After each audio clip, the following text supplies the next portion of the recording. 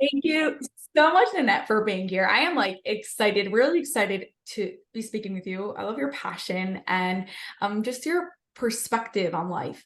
I want to start. I know that you're a divorce coach, but you've just mentioned to me that you work specifically with people who are divorcing later on in life. Why are you super passionate about that? I'm super passionate about it because number one, I only coach women because I'm a woman who divorced after nearly 25 years of marriage, approaching 50, getting into my 50s and saying, what the hell? I'm going to be single again. Hadn't been single since I was 18. So it's terrifying. So I want to let women know that number one, I've been through it. I know what you're feeling. I really, truly know what you're feeling. But the good part is if you allow yourself to heal and grow, you can, like, the gates open and there's such a big, beautiful world ahead of you. But it's, excuse me, I'm sorry. It's not an easy journey, and it's not one that they should go on alone.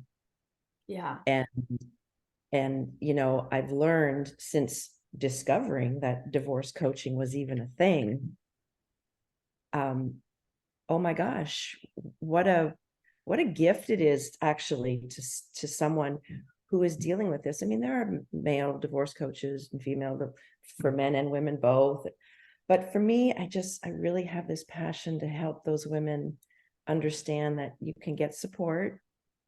Your lawyer's not there to give you emotional support. They're just not, because they're really expensive.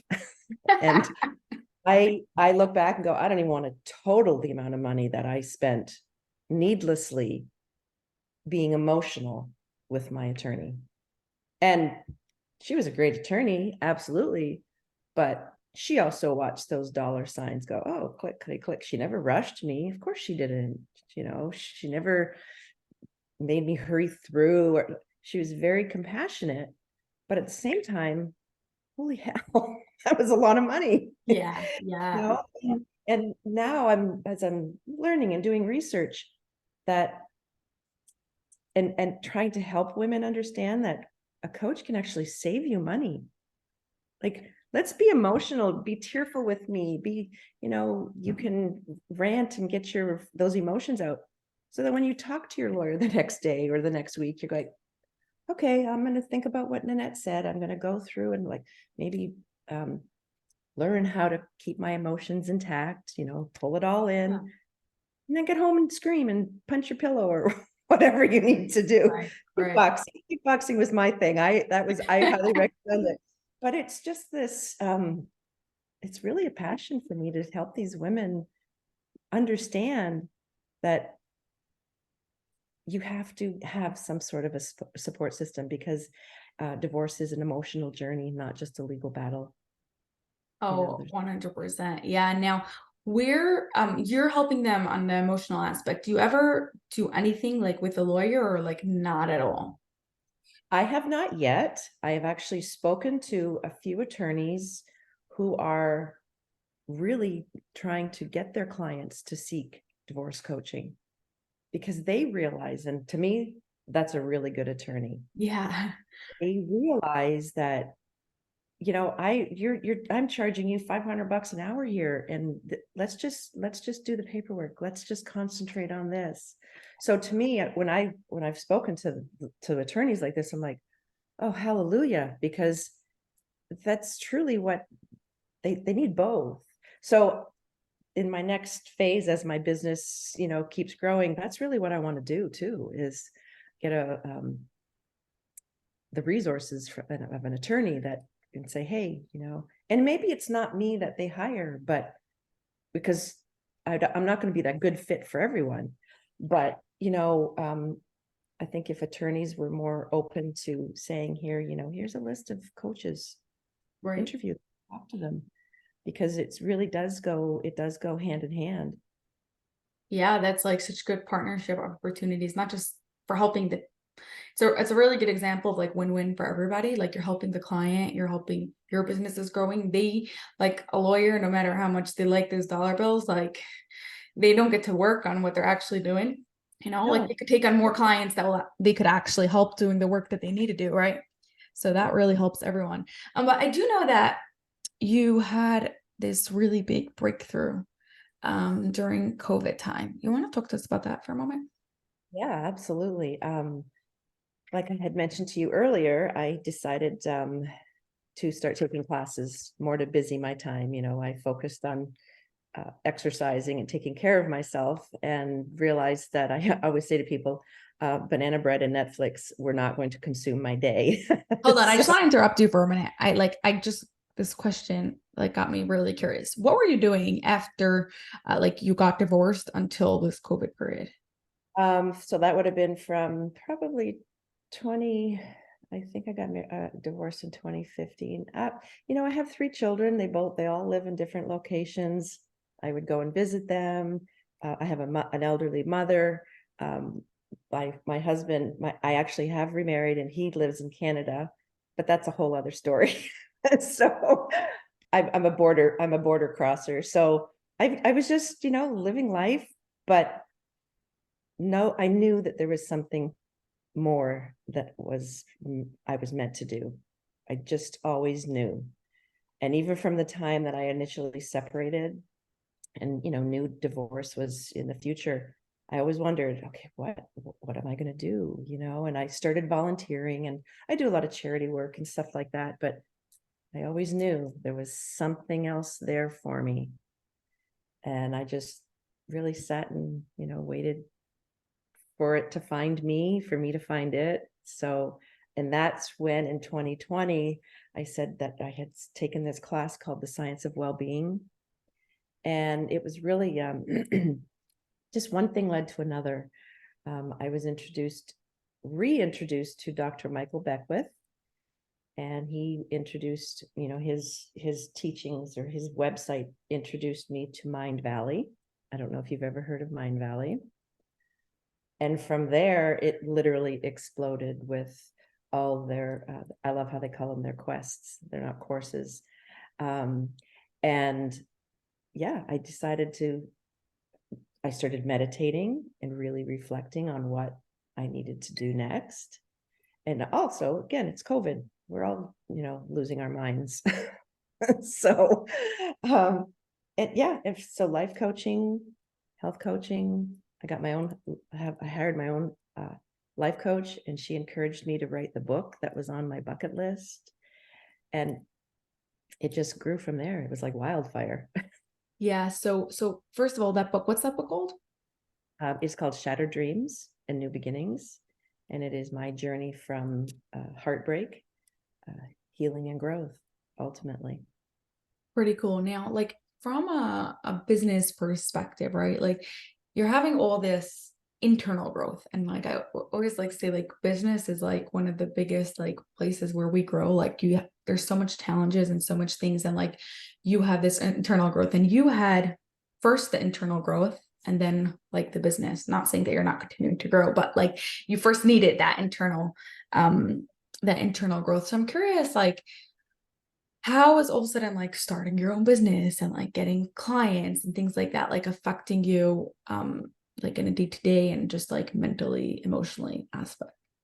It's why it gets me started in the morning, and it gets me through each day. I'm just so passionate about just even being on, um, meeting people like yourself, being on podcasts. It's a part of who I am now, spreading the message that I am trying to reach and get the women in front of me who need me.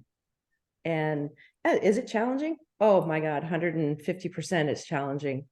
The things that I've learned in the last 2 years, just technically on the computer and social media, it's, there were days where it's like, oh my gosh, can I really do this? This is driving me crazy. As far as that learning part goes, getting in front of the clients that truly need you.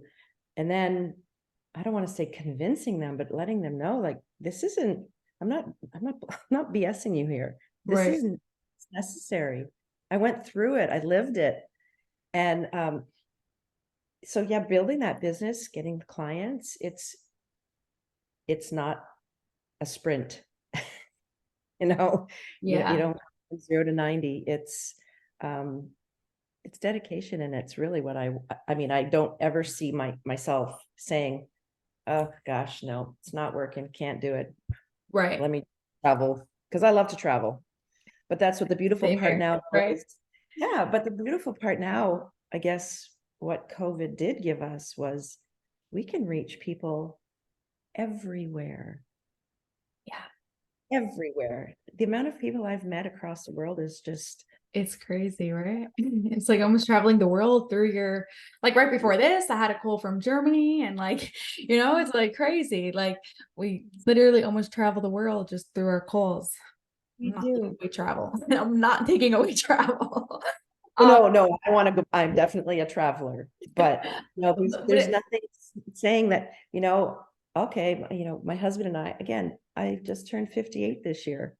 I want to travel. I want to, see the rest of the world, but I can do that anywhere.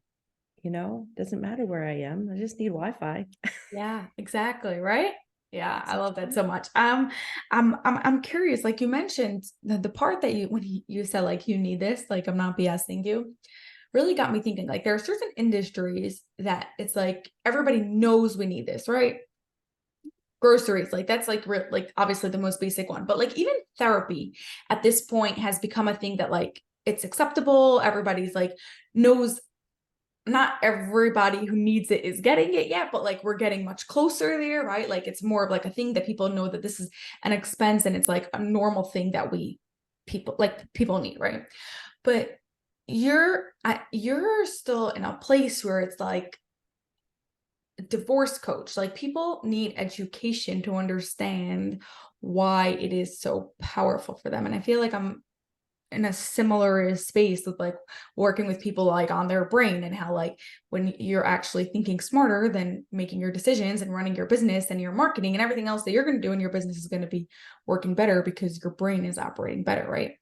So how, like, talk to us a little bit like from like a business perspective, like what does it take for a client to realize that it is really worth it for them to work with you? And like you said, like they're actually saving money and emotionally, like they're doing better. The divorce process is going to be easier. Like, yeah, from like a little bit of a business aspect. Yeah, that's ultimately the most challenging part, is to having women make that first call to me, that consultation call. Please just let me talk to you, and even get a few sessions in. There's no magic. There's really no magic answer to that. First they have to be open to wanting to be coached. Then they have to realize that this is actually going to be beneficial, because in divorce, I mean, I'm only going to say in divorce because that's what I'm dealing with. You don't know what you don't know.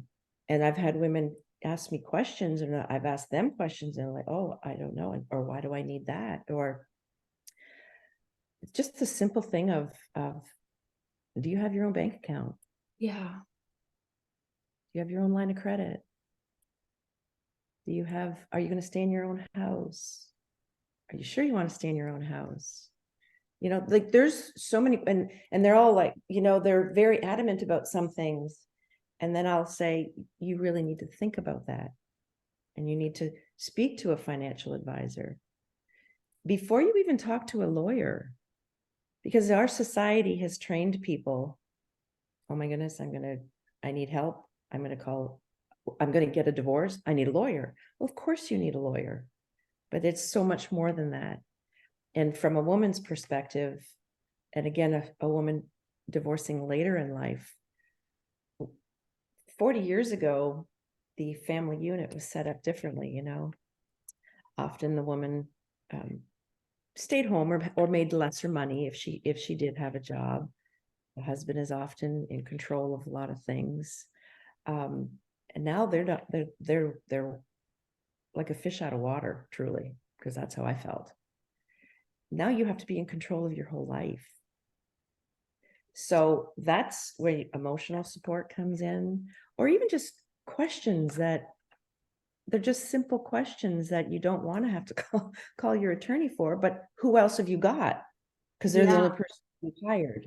that's a big one. Who else have you got? Yeah, it's like literally, like I never been divorced, right? I never been married to start off with, but um, like I really, what I'm pulling out, like from what you're saying, is I really feel like there's like someone in your corner who's got your back, who's there with you throughout this entire process. Yes. And that's where I come in. Yeah, That's the divorce that's what coach. you do. Like that's what you do.